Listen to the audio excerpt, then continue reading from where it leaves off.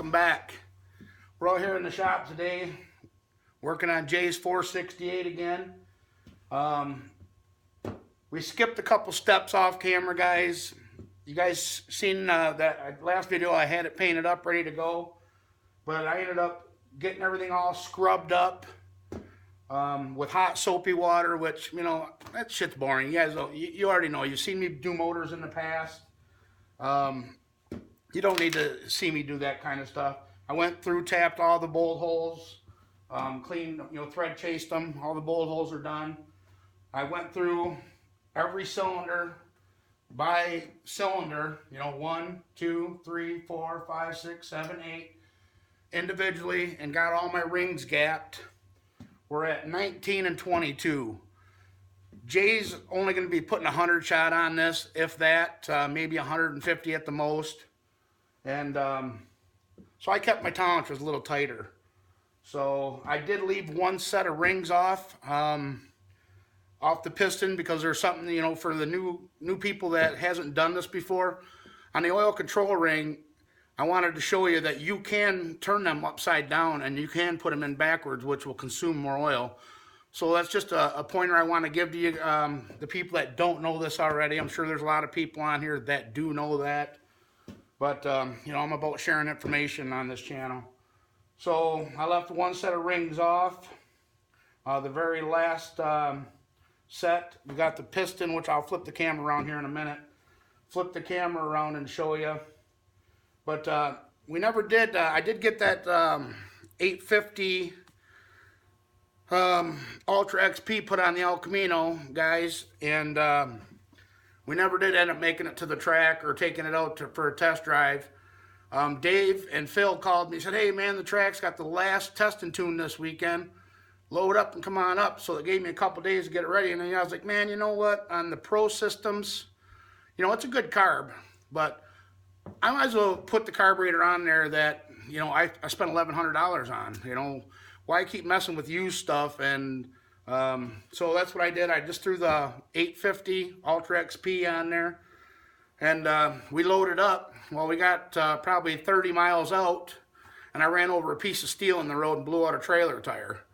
And put my spare on it, and I could see in the mirror the tread on the trailer tire that the spare had a shifted belt, and, you know, it was pretty wore out, which I'll show you guys here in a minute. So we just ended up spinning around and coming back home, you know, and it was like an omen to me. I'm like, you know, we're not even there yet, and shit's already happening. So I just said to hell with it. There's always next spring.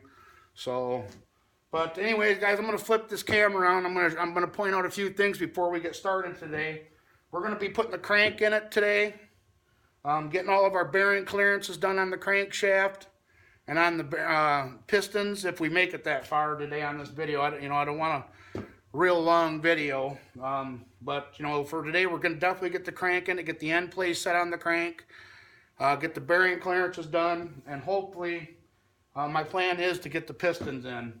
But let me flip the camera around here, guys. I want to show you these rings. All right, guys.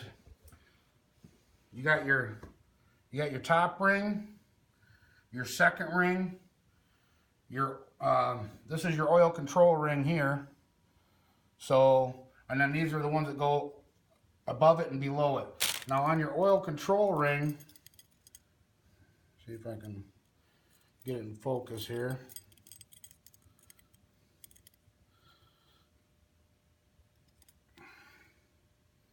You see that, how you can pull it apart there? Let me see if I can get it up here a little better. You see how them two ends, they butt together there? That always faces towards the top of the piston.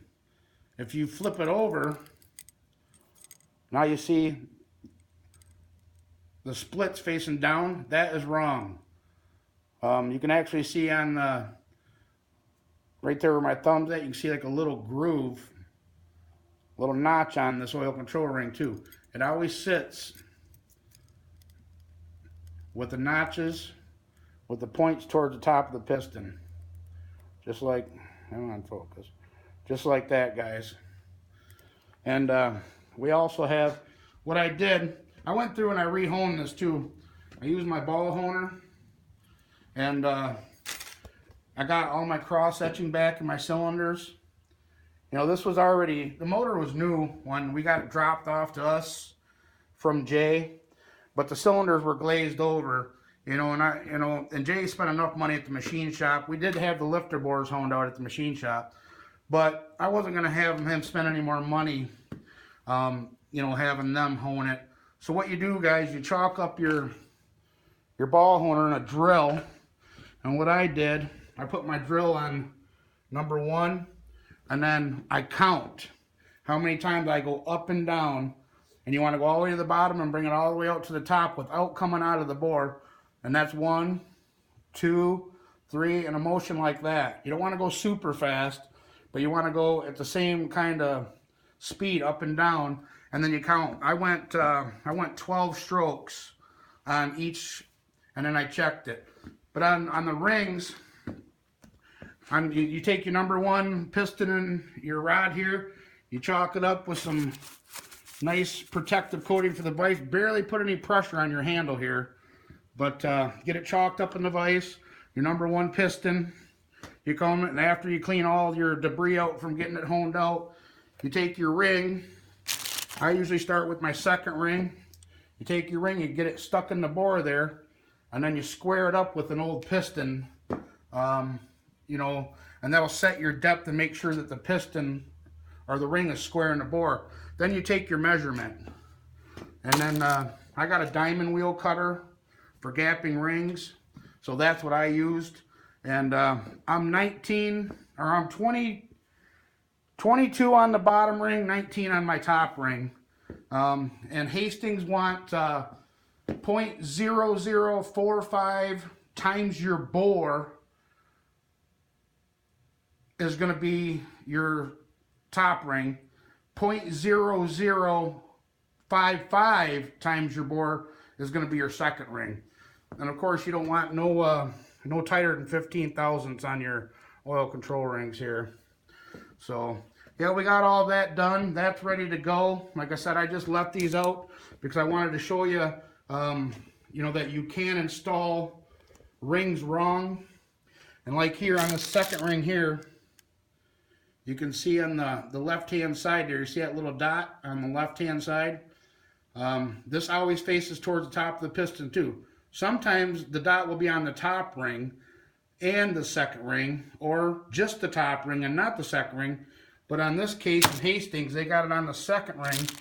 And then if you don't find any markings on your top ring, it's a universal ring. There's no chamfer on the inside, your inside bevel here.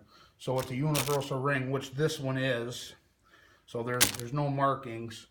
And, these go, your oil control rings go either way also. But your oil control center ring does not go either way.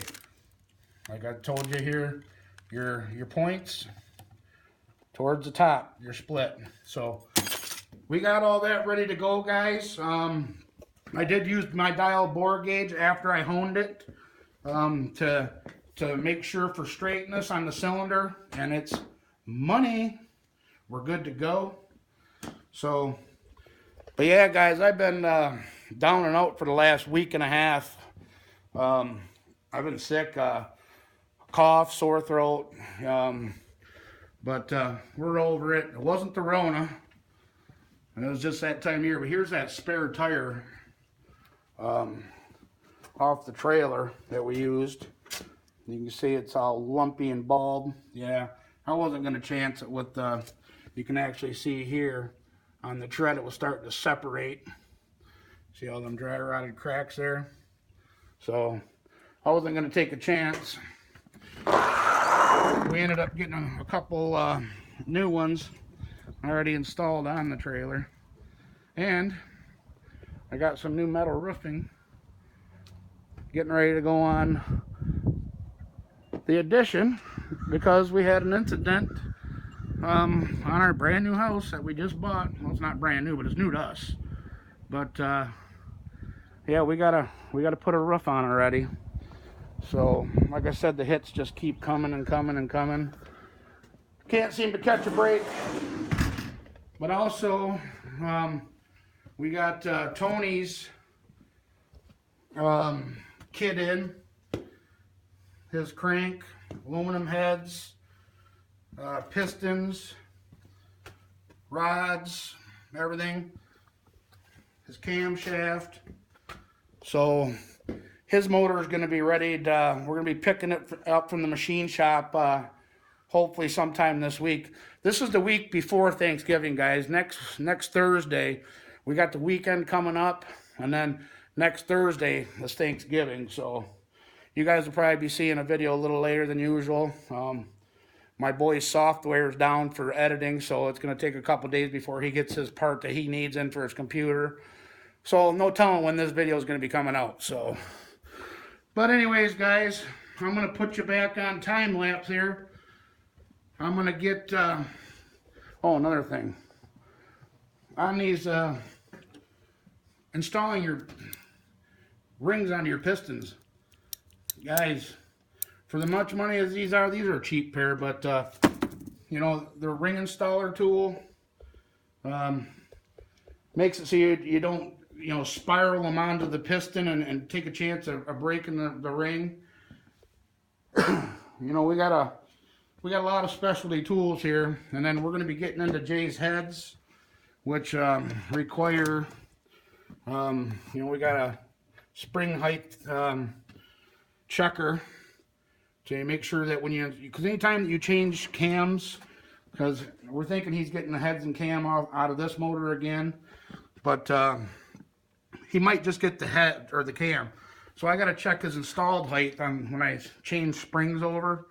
So you gotta, when you do that, guys, you gotta have, you know, you gotta check the installed height, because that changes the pressures on your valve seat, your opening and closing points.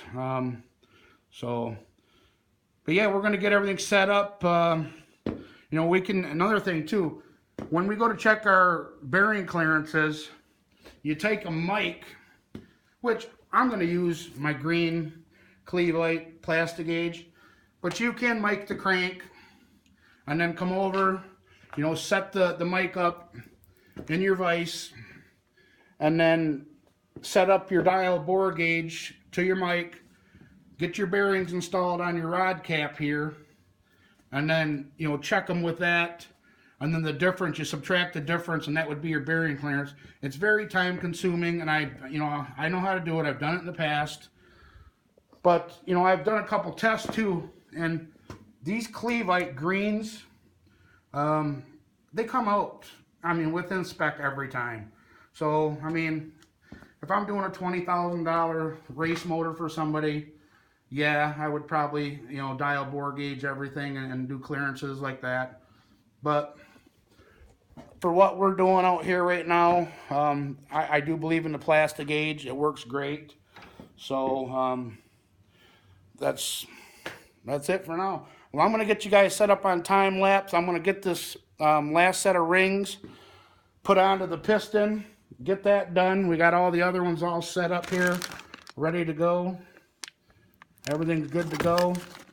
We're going to give everything a nice bath again with nice clean shop towel and some brake clean. Get everything wiped off, get it rolled over. You know, we got oil sitting down here, which is never, you don't ever want to install any bearing with oil on the back side of these caps or anything. So this motor's got to be scrubbed down again, cleaned, give a brake clean bath, blown out, and before any bearing and crank gets installed. But I'm going to set you guys up on time lapse, and we're going to get to work.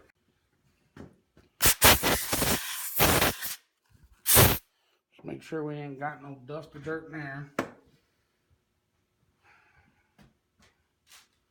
We're going to start with our oil control ring.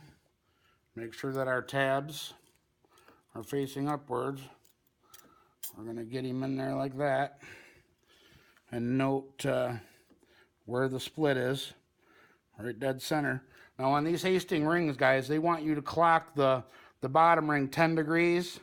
And the other one 10 degrees at the split. So on the bottom ring, on the control ring, I'm gonna put over here at 10 degrees, and on the other one, I'm gonna come over here to the other 10 degrees.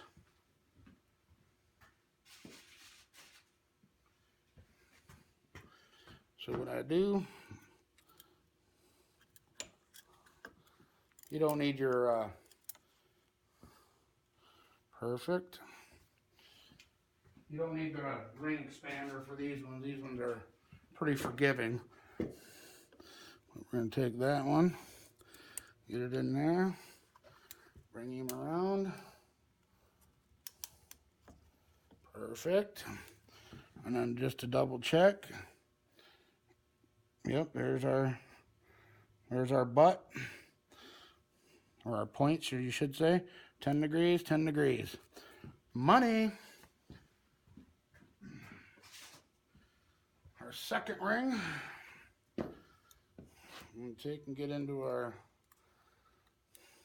and usually on the second, between the second and the top ring, I usually put them out 180.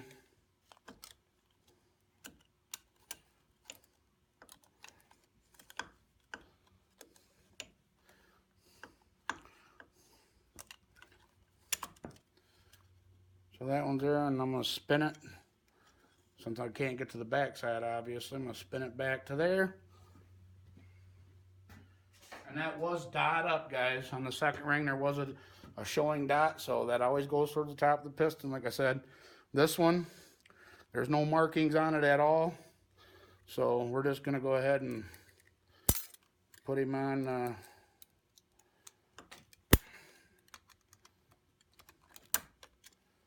put him on how he goes.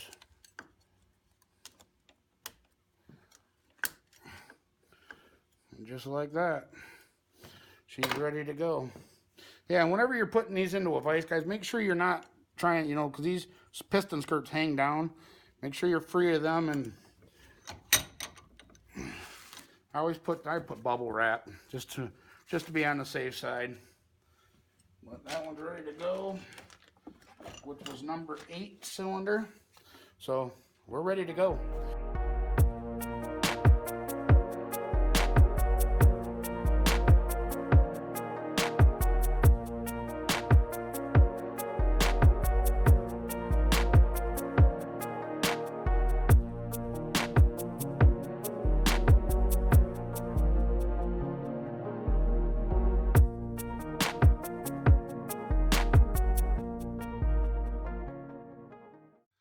Alright guys, I got a quick tip for you too. When you guys get your bearings out of the package, which I already did the block side, but I wanted to show you guys how I do this. Because everybody thinks for granted, okay, it's in a sealed saran or shrink wrap package, everything's good to go, but I want to show you guys something. We're going to take a brand new rag, and what I do, guys, on all my builds, not just this one, but I'll take a little bit of brake clean. I'll just squirt a little bit on a clean brand new rag. I'll take my bearing, which this is going to be the cap side. Like I said, I already did this to the block side, but because people, you know, they take this for granted, just thinking it's brand new, it's in a shrink wrap package. But we're going to take and we're going to wipe the back side of the bearing where it snaps into the cap, and we're just going to go over it a couple times. Look at that, guys. Look how dirty just the back side of that bearing is. And I can't stress enough on how important it is to, when building an engine, how important it is to keep everything clean. Hands, parts, you cannot wipe off enough. I mean, that's nasty. That's just from one little spot. We're going to go over the front side. And I usually take, and I'll flip my rag over, so you just ain't smearing the dirt in, and go over. But, you know, I'm not saying everybody does it, but I've watched people just take them right out of the package, put them in, take their assembly lube, smear it on there, and then, you know, and then just take it for granted that everything's good to go. Now I'm doing the back side one more time here, just to see. Oh. Oops, good catch. Just to see. Well, that's just, you know, that's the second wipe down. We're still getting a little bit off it. So, like I said, move your rag around if you have to. Give yourself a little bit more brake clean.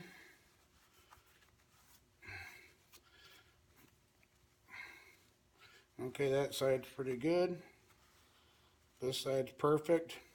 But yeah, guys, cleanliness, #1 part of an engine build. Just a quick tip for you.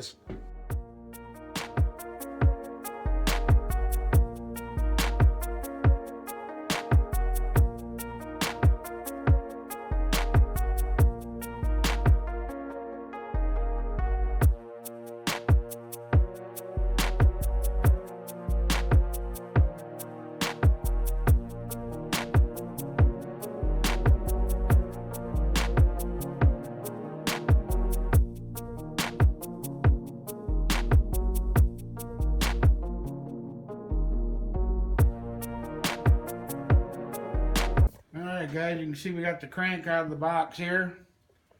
I got everything all cleaned up, scrubbed up, blown out with it. Every journal all blown out, brake cleaned, ready to go. I got all my bearings in my block, everything was cleaned. When you do this, you only put your assembly lube on the bottom side of the bearings for now, guys. And then once you set your crank in here, you don't spin it. That way we can get our measurements for our bearing tolerances. But I don't plan on taking the crank back out, so that's why I put my assembly lube on the bottom part here. And then I also took a little bit on my finger and went across my rear main seal. And on your thrust bearing, you want to make sure you get on your front side and your back side of your thrust bearing with a little bit on your finger.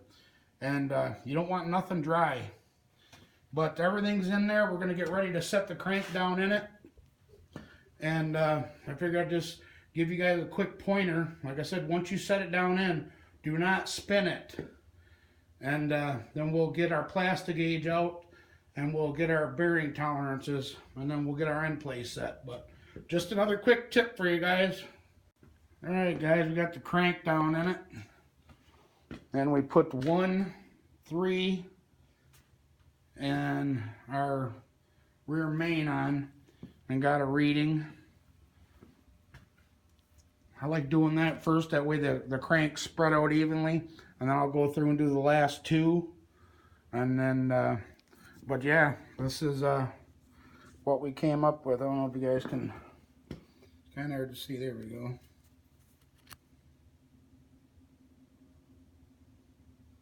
.002 and the 3. Try and get over it on the line there. So yeah, we're about .0025. That's dead nuts. It's perfect, and that way all the way down the line. We got a good marking here. It's kind of hard for me to film and do this. We're looking for the green line there.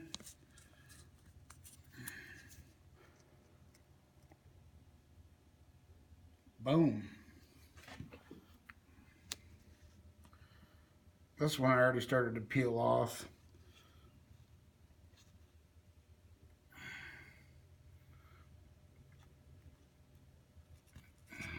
I can't get the right angle here.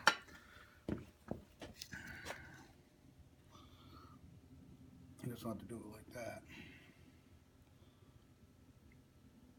Boom. Dead nuts. Like I'm saying, guys, the plastic gauge works good.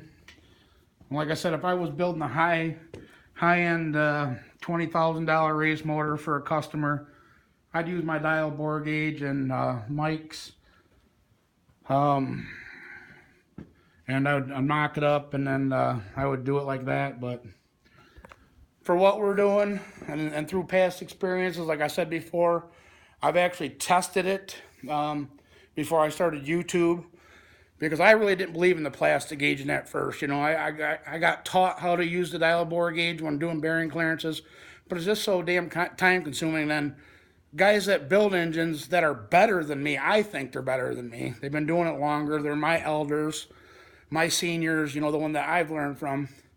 They're like, it takes too much time. Yes, I mean, like I said, if you're doing a high dollar motor and a the customer requests that, then go ahead and do it.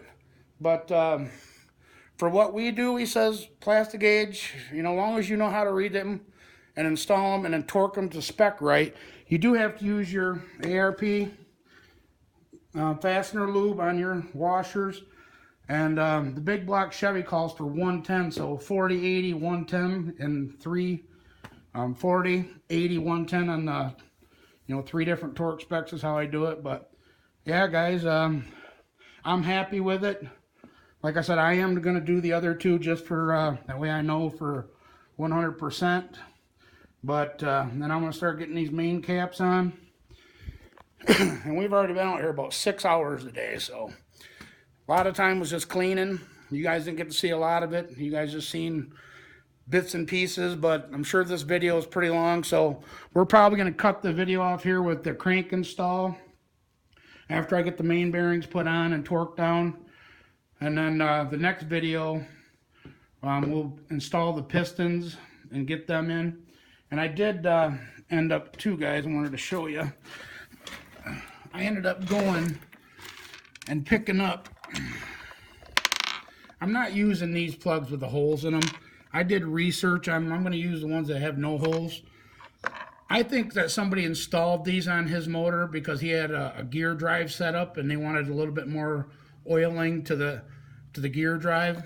But on a big block Chevy, your timing chain comes down and dips into your oil pan and picks up oil from your oil pan and brings up and lubricates all this in here. You don't have to have them holes for here.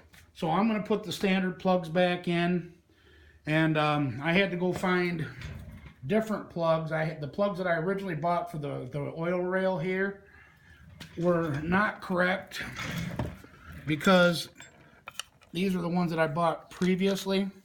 Well, they don't have a taper towards the end of the threads here. And where's my new ones I just went and bought? Right here. Where these ones are tapered. Yeah, because I started putting these in the block and they just kept going in and in and in. I mean, I could have drove them right straight through and they could have fell into the, you know, the oiling galleys of the block. So I stopped and backed them back out.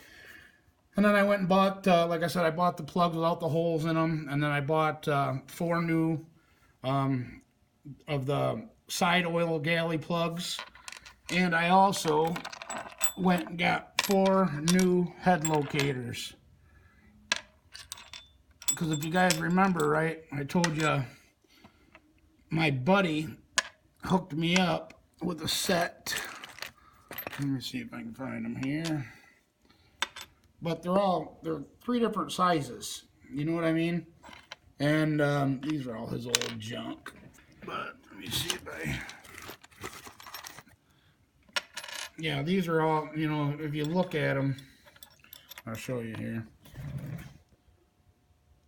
You got a big tall one, you got 2 mediums, and this one's actually, you know, it's, so I'm not playing that game. I went and ordered 4 of them from CarQuest, 4 of the big block Chevy. It cost me a little bit more money. I mean, everything on inflation is up right now. I can't believe it. You know, I spent $40 on plugs and locators. Well, I bought some assembly lube also too, some Lucas assembly lube. I like that stuff. It works good. But yeah, guys, that's pretty much the gist of it. So I got to get the cam tunnel plugs in, the cam oiling plugs in, the 4 oil galley plugs that go along the side, and then this thing will have all brand new. I mean, I put brass throughout the whole motor on both sides, so he's got all the good. You never got to worry about him, you know, turning to shit and rusting. I went through and I put all brand new shit in there. On the back too, I put new cam galley plugs in, and a brass plug in the back also. The oil. These big blocks, they got a lot of oil spots. You can put oil restrictors in them. That's a whole different video though on how to put oil restrictors in and to change the bypass of which oiling goes from the crank first or the cam first, or you know, from the oil filter. I mean, it's a whole, if you guys ever have a chance, go ahead and do some research on big block oiling, big block Chevy oiling systems, and you would be amazed on the oil passages that run through these blocks. I mean, it's just unbelievable. But guys, like I said, I'm going to go ahead and get these main caps put on. And I'm going to go in and get me some dinner. It's getting pretty late. And call it a day. And I'm going to come back out here tomorrow. We're actually going to go down. We might be going out of town this weekend for early Turkey Day. Like I said, not this Thursday coming up, but next Thursday is Thanksgiving. So you guys are going to be seeing this video a little late. I already mentioned that before, but it is what it is, guys. But yeah, we're back out here at it. Hopefully the weekend after Thanksgiving, this motor will be wrapped up and ready to go for Jay. I mean, he's been waiting a long time, but I mean, we've been waiting on shit. You know, parts.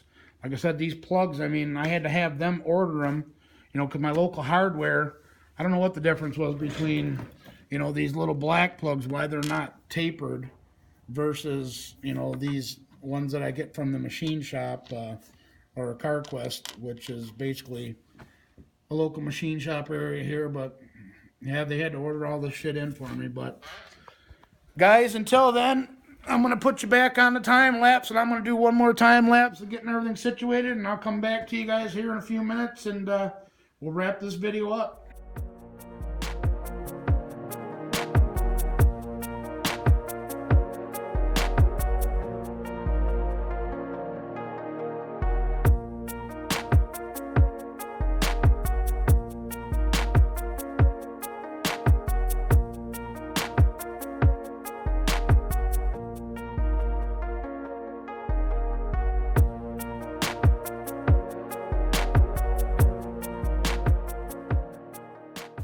Alright guys, we got all of our main caps torqued to 110 per ARP's specs and big block Chevys, of course.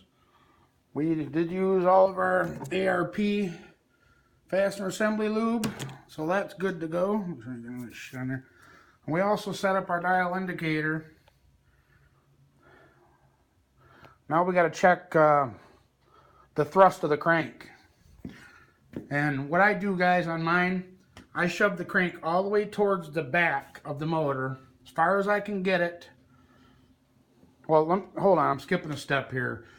A lot of times, after you get your torques down, I usually do it on my second torque, like 80. Like I said, I went 40, 80, 110. So at 80, I'll take a rubber mallet and I'll smack the crank towards the back of the motor, and then I'll come in the back and smack it towards the front a couple times, back and forth.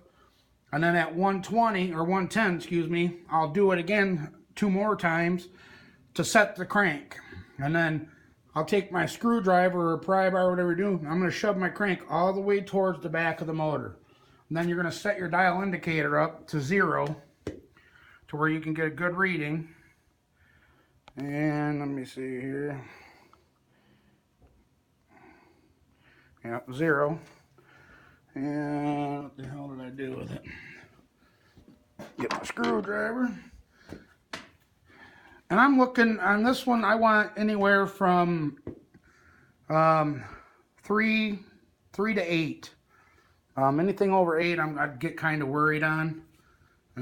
So I'm gonna get my screwdriver in here so I can pry forward, and we're going to watch this.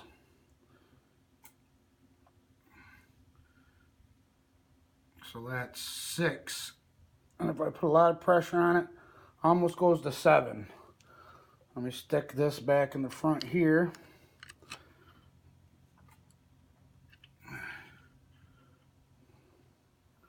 And I went back a little bit farther than 0. So that's going to be a half of thousandths off. So go back again. 6.5. Almost 7. So it's about, I'm going to call that 6. But I'm happy with that, guys. Money. Good to go. Yeah, let me take this off here. I don't need it no more. Get this out of the way before I spin my crank over. Yeah, she spins like butter, guys. Good to go. And then, like I said, this is from Skip White. It is a scat. Let me see if I can get a part number off it here for you. The 20G0404. And obviously the main cap's in the way of the other number down here, but it's a good crank. It has been balanced. The rods have been balanced. And then when you put your, what I do, guys, a lot of guys, they'll take your rear main seal and they'll stagger them in the block. I usually just take a little bit of silicone, smear on the edges of the seal there. I don't know if you can see it in there or not. Oh yeah, you can see it in there a little bit. That way, silicone's in there, and I usually have pretty good luck of no leaks. So, another win-win situation. But guys, like I said, this video is probably way too long as it is. It's getting late. I'm getting cold. I do have my furnace, but I can't run it obviously when I'm recording. I do have a furnace that I got to plumb a gas line out here, and I'll be able to have my regular heat. It's a train, but that's going to be installed here. But for now, I'm just using this Mr. Ready heater with a propane tank. I can't stand the smell of them diesel fuel or kerosene heaters, but anyways, guys, that's going to be it for this video. The next video that you'll be seeing here within the next couple days, now that we're back out here, feeling better, and is going to be getting the pistons and rods installed, and short block will be done. And then we got to figure out, you know, what Jay's going to do as far as top half goes, but we're going to get with him. He said on the weekend, and we're going to figure that part out. But until then, guys, I appreciate everybody for watching as usual. I'll catch you guys on the next video. All right. Bye-bye.